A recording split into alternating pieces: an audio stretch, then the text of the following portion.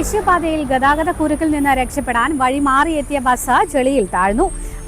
ദേശീയപാതയിൽ കോട്ടക്കടവ് റെയിൽവേ ഗേറ്റിന്റെ മുൻവശമാണ് സംഭവം. ബസ് ഇപ്പോൾ നീക്കിയിരിക്കുകയാണ്. ചെളി അവിടെ നിങ്ങൾക്ക് കാണാൻ സാധിക്കും.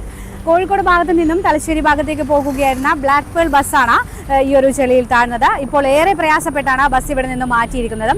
സദാസമയവും ഈ ഒരു സർവീസ് റോഡിലും ദേശീയപാതയിലും നിർമ്മാണ പ്രവൃത്തിയുടെ ഭാഗമായി ഗതാഗത കുരുക്ക് തുടരുകയാണ്.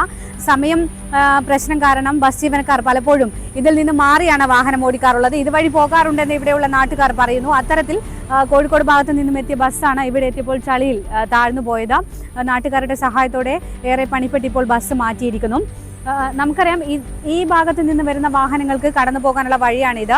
ഇവിടെ ഒരു റോഡ് തുറന്നിട്ടുണ്ട്. അത് കോട്ടക്കടവ് ഭാഗത്ത് നിന്ന് വരുന്ന വാഹനങ്ങൾക്ക് ദേശീയപാതയിൽ പ്രവേശിക്കാൻ വേണ്ടി മാത്രം താൽക്കാലികമായി ട്രാഫിക് പോലീസ് ഉൾപ്പെടെ ഇടപെട്ട് ഒരുക്കിയ സംവിധാനമാണ്. എന്നാൽ ഇതൊന്നും വകവയ്ക്കാതെയാണ് പല വാഹനങ്ങളും എല്ലാ വഴിയും പോയിക്കൊണ്ടിരിക്കുന്നത്. അതുതന്നെയാണ് അപകടങ്ങൾക്കും കുരുക്ക് രൂക്ഷമാകുന്നതിനും കാരണമാകുന്നതെന്നാണ് നാട്ടുകാർ അഭിപ്രായപ്പെടുന്നത്.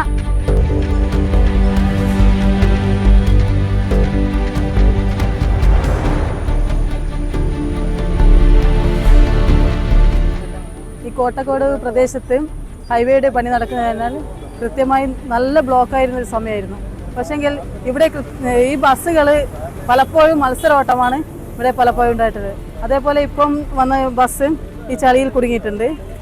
അതേപോലെ കഴിഞ്ഞ കൗൺസിൽ മീറ്റിങ്ങിൽ ഞാൻ പറഞ്ഞിരുന്ന ചെയർമാനോട് ഇവിടെ ട്രാഫിക് പോലീസിനെയൊക്കെ അത്രയും ശക്തമായിട്ടുള്ളൊരു ബ്ലോക്കും ഓർഡർ തെറ്റിച്ചുള്ള ഒരു ഓട്ടമാണ് ബസ്സുകൾ നടത്തുന്നത്. ജനങ്ങളുടെ ജീവന് ഭീഷണിയാകുന്ന രീതിയിലാണ് ബസ്സുകളുടെ ഈ ബസ്സുകൾക്കെതിരെയുള്ള നിരീക്ഷണം നടത്തി കൃത്യമായിട്ടുള്ളൊരു നടപടി സ്വീകരിക്കണമെന്നാണ് അഭ്യർത്ഥിക്കുന്നത്.